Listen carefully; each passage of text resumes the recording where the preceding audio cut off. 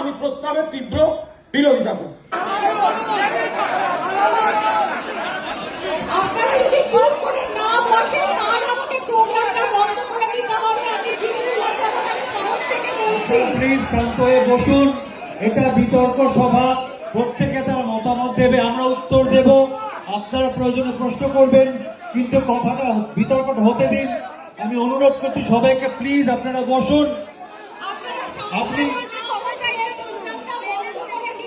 ওনাকে ওনার কথা বলতে দিন, আবার প্রশ্নোত্তর হবে, উল্টো দিক থেকে বলার সুযোগ থাকবে। আমি হাত জোড় করে অনুরোধ করছি আপনারা প্লিজ বসুন। আমরা এই বিতর্ক সভার যে গুরুত্ব, যে ঐতিহ্য, সেটা বজায় রেখে বিতর্কটা শেষ করতে চাই।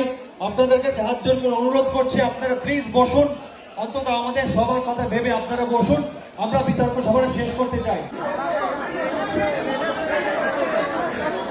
দেখুন, আমি একটা কাইন্ডলি একটুখানি শান্ত হয়ে একটা যদি কথা শোনেন, একটুখানি অনুরোধ করছি, একটা কথা যদি শোনেন দাদা ওখানটা।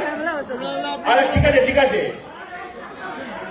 দেখুন, এখানে একটা বিতর্ক সভা হচ্ছে, আমরা চারজন ওইদিকে চারজন এদিকে বসে আছি, আমরা একে অপরের বিপরীত কথা বলবো বলেই এটা একটা বিতর্ক সভা। আপনারা সেই জন্যই শুনতে এসেছেন। কুণাল ঘোষ সেটা বলছেন, আপনারা কি কেউ এটা আশা করেছিলেন যে আমি তৃণমূলের পক্ষে বলবো বা উনি সিপিএম এর পক্ষে বলবেন?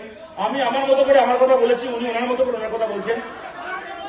না ওটা ঠিক আছে, সেটা খারাপ লাগাটা স্বাভাবিক, কিন্তু আমি অনুরোধ করছি আপনাদেরকে, আমার তো ওনার হয়ে বলার কোনো কারণ নেই, কিন্তু দেখুন আপনারা সবাই বাংলায় যাতে দুর্নীতি না হয়, বাংলার একটা যে স্বচ্ছতার কালচার, তার নিয়ে আমরা সবাই গর্বিত, তেমন বাংলার যে একটা আলোচনা, তর্ক বিতর্ক, ডিসকোর্সের কালচার, তাই নিয়েও তো আমাদের একটা গর্ব আছে। এখানে একটা বিতর্ক সভা যদি আমাদের অসহিষ্ণুতার জন্য মাঝপথে বন্ধ হয়ে যায়, তাহলে সেটাও কি আমাদের সামগ্রিক গৌরবের জন্য খুব ভালো হবে? এটা ঠিক না।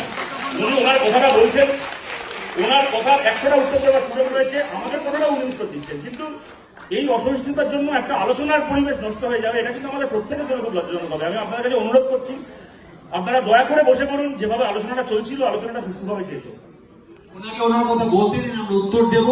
আপনারা আমাদের পাশে না থাকলে বিতর্ক সভা শেষ হয় না, প্রত্যেকে অনুরোধ করছি।